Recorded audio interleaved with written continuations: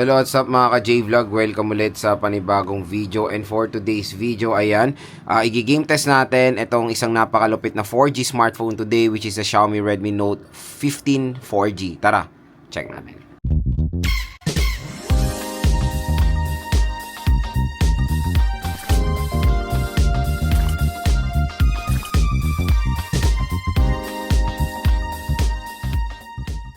So, ang processor pala nito is the MediaTek Helio G100 na okay ang 4G chipset na yan for gaming, of course. Napakaganda ng screen size niya, 6.77 inches AMOLED display with 120Hz screen refresh rate. So, ito is 8GB 128. Ito lang nalagay na natin kasi hindi na possible isabay yung WOA kasi malaki na talaga yung storage nun. So, ML, Genshin, Honor of Kings at COD po ang ating itetest. So, first na lalaruin natin is Mobile Legends. So, ayan yung kanya settings. Map quality, ultra, refresh rate, high resolution, HD. Naka-on ng outline at shadow. The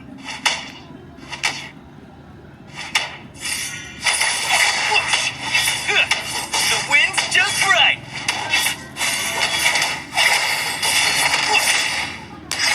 First blood. Ever get beat up by a cloud? Cascade!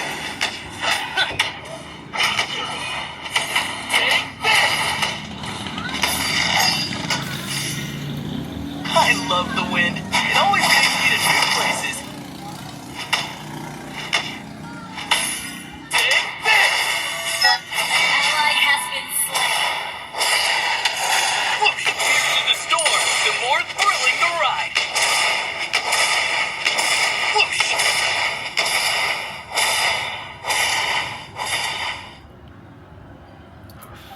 How do you find an oasis in the desert? Just believe that it's there. Take this! Cascade! Today's forecast, cloudy.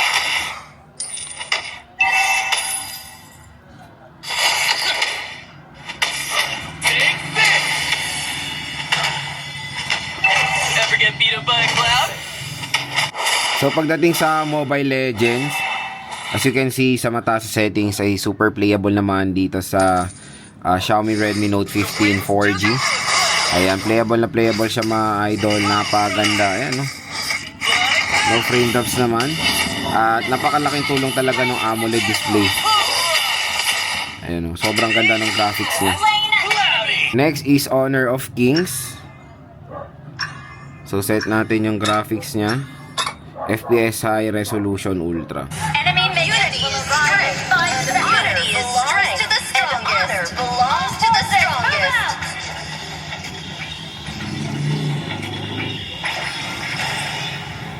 Your war is but a dream of mine.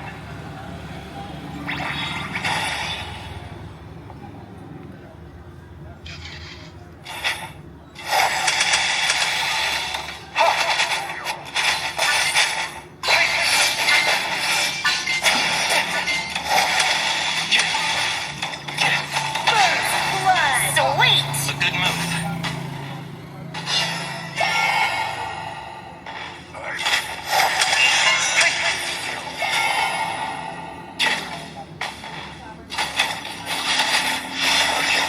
Enemy has been slain.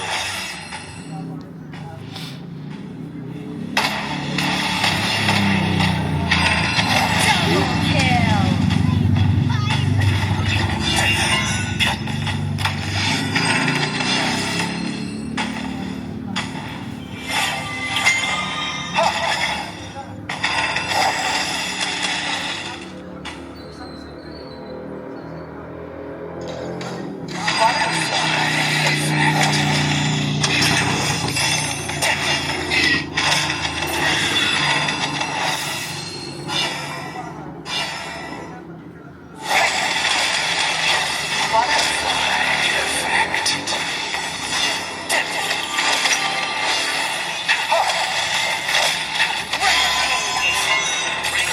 So, pagdating sa Honor of Kings, aba, napakataas ang settings available. Pero playable na playable dito sa Xiaomi Redmi Note 15 4G. So, next is COD. Set natin yung settings niya. So, both Battle Royale and multiplayer to. So, yon, graphics is medium. Frame rate natin nasa max.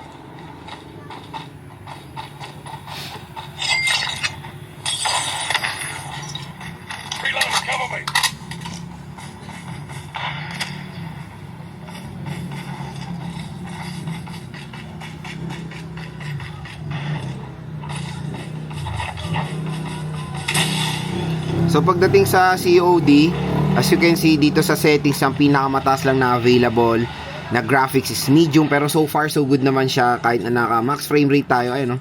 Smooth naman yung movement natin. May mga konting super slight frame drop, pero manageable naman siya mga idol, at bumabalik din naman siya sa ganitong magandang performance. Ang napansin ko lang, medyo umiinit yung smartphone dito sa bandang joystick. Hindi naman sobrang init, pero nagiging warm na siya. So yon, playable na playable po ang COD Battle Royale kahit may kalaban, no, dito sa Xiaomi Redmi Note 15 5G.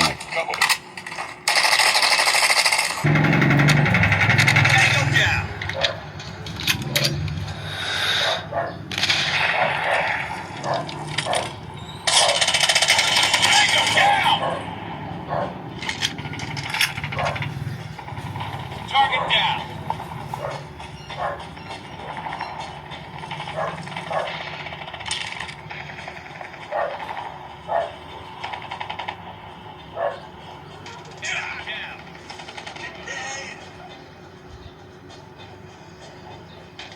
We've taken the lead.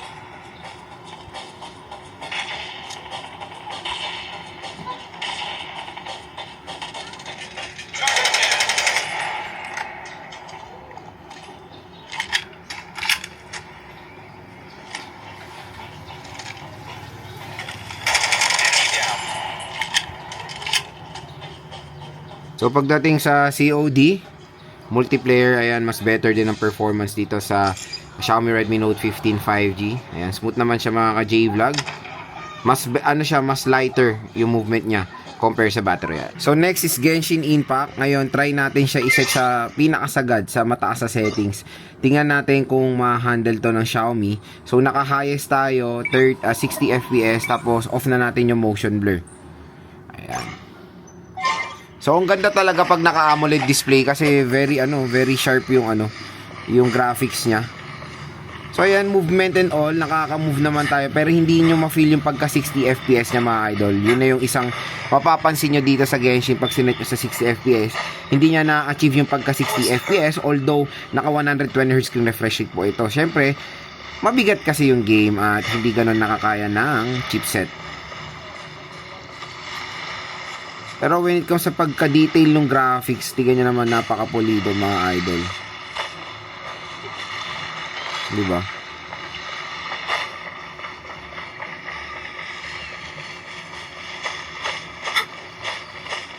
Ganda, oh. So, syempre, asahan nyo to, pag matagal kayo maglalaro talaga ng Genshin dito, is mag-overreach siya from time to time, especially naka-AMOLED tayo, tapos mataas yung brightness nyo. Doon, minsan makaka-experience kayo ng lag or frame drop, kumbaga. Pero dito kasi, so far so good naman siya sa mga movement natin. May mga slight frame drops, pero na-handle niya naman. Ayan. Even yung rotation niya. Hindi siya smooth, given sa high settings, pero playable siya. Makakalaro naman po kayo. Pero to sa ngayon, room temperature natin, hindi tayo naka-aircon, naka-electric fan lang, medyo parang siguro nasa 28 degrees dito, and medyo nagiging warm na yung smartphone dito sa bandang joystick. Ayan. Pero so far, playable naman po ang Genshin Impact dito sa Xiaomi Redmi Note 15 4G. Kung nag-frame drop na siya, kunyari, pag natagal na kayo naglalaro na sa kayo settings, suggest ko sa inyo, pinakamababang settings, i-set nyo na siya pag nag-overheat para mas hindi siya mag-overclock, kumbaga. Ito yun mga ka-J-Vlog, ang ating game test dito sa Xiaomi Redmi Note 15 4G. So far, for presyo siguro na 7 to 8,000 pesos, it can handle games naman. Makakalaro rin naman kayo kahit papaano dito sa smartphone na to. Very powerful ang MediaTek Helio G100. Pero again, for AAA games, sasahan nyo na hindi po smooth ang performance, especially pag sa highest settings. Pero pag mababa settings sa iba usapan, nakakalaro tayo ng mas mabuti dito sa Xiaomi Redmi Note 15 4G. Napaka-solid maglaro rin dito kasi ang laking tulong ng AMOLED display niya. Sobrang ang laki ng boost niyan pagdating sa detail ng graphics na nilalaro nyo. Very vibrant, very sharp yung display niya. Tapos napaka-solid din ng speakers, napakalakas, talagang may enjoy nyo yung intense ng nilalaro nyo. Hindi rin nakakangawit gamitin ito kasi sobrang gaan niya mga idol at manipis siya. Perfect na perfect for perfect pang matagalan na laro, kumbaga. At yun nga, napakakunat din ng battery capacity nito. Kaya kung i-rate ko ang gaming performance nito sa kanyang price na 7 to 8,000 pesos, 1 ang lowest and ang highest ang score ko dito mga J-Vlog, nasa 9. Perfect na perfect yung 8GB 128 niya for its price. Yan na rin ang minimum na pwede natin makuha ngayong 2026. Kaya kung interested kayo dito sa Xiaomi Redmi Note 15 4G, napakamura lang dito sa ating product link. No worries, official store po yan ni Xiaomi. Meron po kayong special discount na makukuha pag clinic yung link na yan. Meron pa kayong makukuha ang discount ng 1 to 2,000 pesos. Additional yan bukod sa sale price niya sa online.